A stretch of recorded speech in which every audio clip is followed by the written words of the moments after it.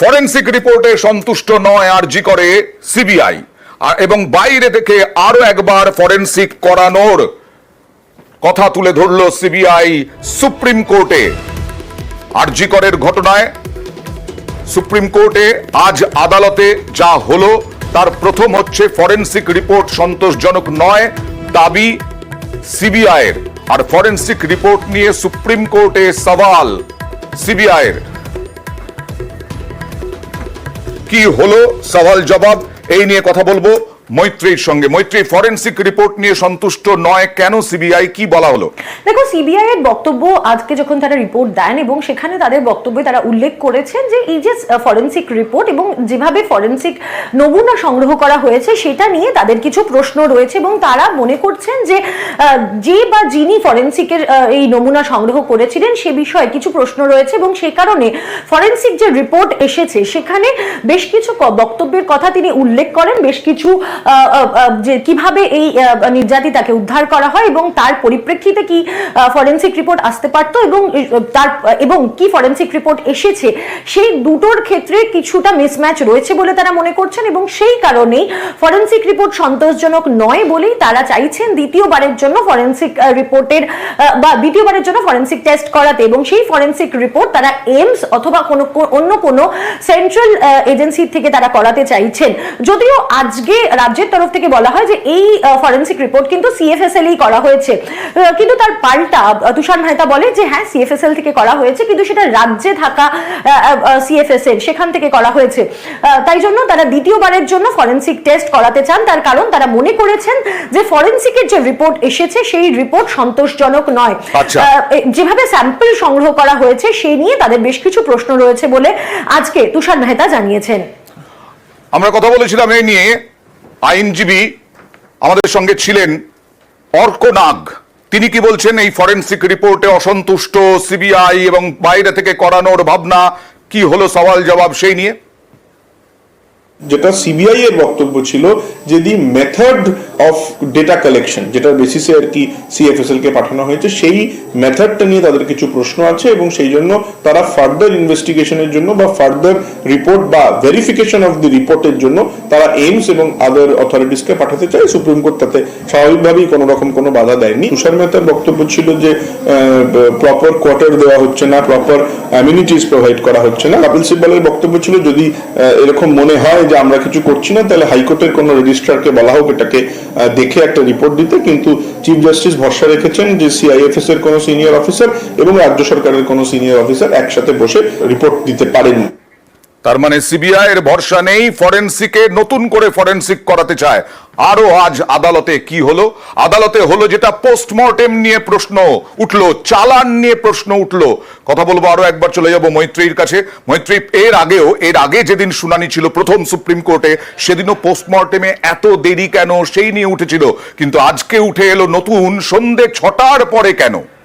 একেবারেই দেখো, আজকের আমরা প্রথম দিন থেকেই দেখছি যে টাইম লাইন কিন্তু একটা গুরুত্বপূর্ণ এই শুনানির অংশ হয়ে উঠছে, অর্থাৎ কখন দেহ উদ্ধার হলো এবং তারপর প্রথম কমপ্লেন কখন রুজু করা হলো এবং এফআইআর কখন রুজু হলো, এই নিয়ে বিস্তর প্রশ্ন, পাল্টা প্রশ্ন, জবাব এগুলো আমরা দেখে এসেছি। এবং আজকে জনস্বার্থ মামলাকারী যিনি হাইকোর্টের যে মূল পিটিশন তার অন্যতম পিটিশনার তার আইনজীবী ফিরোজ এডুলজি, তিনি কিন্তু বেশ কিছু প্রশ্ন করেন এই পোস্টমর্টেম নিয়ে। প্রথম তিনি প্রশ্ন তোলেন পোস্টমর্টেমের সময় নিয়ে, সন্ধ্যে 6টার পর কেন ময়নাতদন্ত করা হলো? সাধারণভাবে খুন এবং ধর্ষণের ঘটনার ক্ষেত্রে, ধর্ষণ এবং খুনের ঘটনার ক্ষেত্রে সন্ধ্যে 6টার পরে রাজ্য তো বটেই দেশের কোথাওই ময়নাতদন্ত করা হয় না, এবং যদি করা হয় সেক্ষেত্রে নির্দিষ্ট কিছু নিয়ম মানতে হয়। কিন্তু তার অভিযোগ যে এই নিয়ম না মেনেই, কার্যত নিয়ম ভঙ্গ করেই এই ময়নাতদন্ত করা হয়েছিল এবং সেটাও সন্ধ্যে 6টার পর। সেই ময়নাতদন্ত কারা করেছিলেন? 3জন চিকিৎসক যারা কোনো একটি সুনির্দিষ্ট লবির অংশ বলে তিনি অভিযোগ করেন আজকে সর্বোচ্চ আদালতের সামনে। একই সঙ্গে তিনি অভিযোগ করেন যে ময়নাতদন্তে যে ডকুমেন্টেশন থাকার কথা, অর্থাৎ যিনি ভিডিওগ্রাফি করেছেন ময়নাতদন্তের, তার নাম, তার ডেজিগনেশন কি সেটা সুস্পষ্টভাবে উল্লেখ থাকার কথা, কিন্তু ময়নাতদন্ত রিপোর্টে সে বিষয়ে কোনো উল্লেখ নেই। যে সমস্ত ময়নাতদন্তের পরে মূলত যে সমস্ত যে স্যাম্পল সংগ্রহ করা হয় সেগুলিকে একটি নির্দিষ্ট তাপমাত্রায়, একটি নির্দিষ্ট টেম্পারেচারে সেগুলোকে প্রিজার্ভ করতে হয়, 4 ডিগ্রি টেম্পারেচারে সেগুলোকে প্রিজার্ভ করতে হয়। কিন্তু এবং যেখানে ময়নাতদন্তকারী যারা চিকিৎসকরা ছিলেন তার মধ্যে একজন ফরেনসিক মেডিসিনের প্রফেসর র্যাঙ্কের একজন চিকিৎসক ছিলেন, সেখানে এই 4 ডিগ্রি টেম্পারেচারে সেই নমুনা প্রিজার্ভ করা হলো না, ফলে সেই নমুনার কন্টামিনেশনের সম্ভাবনা বা আশঙ্কা থেকে যাচ্ছে। এবং তার সঙ্গে সঙ্গে ময়নাতদন্তের যে চালান, দেহ হস্তান্তর ময়নাতদন্তের জন্য সেই চালান নিয়েও প্রশ্ন উঠেছে। আমি সেখানেও আসছিলাম যে ময়নাতদন্তের ক্ষেত্রে চালান একটি গুরুত্বপূর্ণ অংশ, অর্থাৎ ময়নাতদন্তের জন্য যখন কোনো নির্যাতিতার কোনো ব্যক্তির দেহ আসে তখন একটি চালান আসে, সেই চালানে উল্লেখ করা থাকে যে কোন ব্যক্তি সেই ময়নাতদন্তের জন্য দেহ নিয়ে আসছেন এবং সেক্ষেত্রে দাঁড়িয়ে ময়নাতদন্তের সেই দেহের সঙ্গে সঙ্গে আর কি কি তার সঙ্গে প্রিজার্ভ করার জন্য তার কি পোশাক আশাক বা বিলঙ্গিংস কি কি দেওয়া হচ্ছে, সেই চালান কিন্তু সিবিআই পায়নি বলে আজকে জানায়।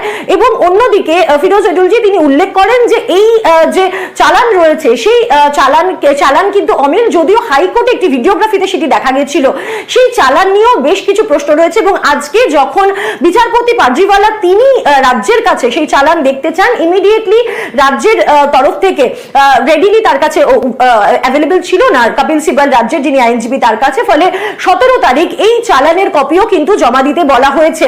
এবং এখানে আরেকটা খুব গুরুত্বপূর্ণ প্রশ্ন আজকে ফিরোজ এডুলজি তুলেছেন, সেটা হচ্ছে যে এক্স-রে রিপোর্ট, সেই এক্স-রে রিপোর্ট কি জমা দেওয়া হয়েছে? কারণ যেভাবে নির্যাতিতার দেহ উদ্ধার হয়েছিল সেটা একটা দিকের কথা উল্লেখ করে এবং সেক্ষেত্রে দাঁড়িয়ে সেই প্রেক্ষিতটা তুলে ধরার জন্য একটি এক্স-রে রিপোর্টের থাকা প্রয়োজন, কিন্তু সেই এক্স-রে রিপোর্ট কি ময়নাতদন্তের সঙ্গে জমা ছিল এবং সেগুলো কি সিবিআই এর কাছে জমা দেওয়া হয়েছিল, এই প্রশ্নও কিন্তু আজ তোলা হয়। আর আমরা এই নিয়েই কথা বলেছিলাম, বিশেষ করে এই চালান তো খুব মাস্ট, একেবারে স্বাভাবিক, সেই চালান কি তার কাছে ছিল না কপিল সিব্বালের কাছে?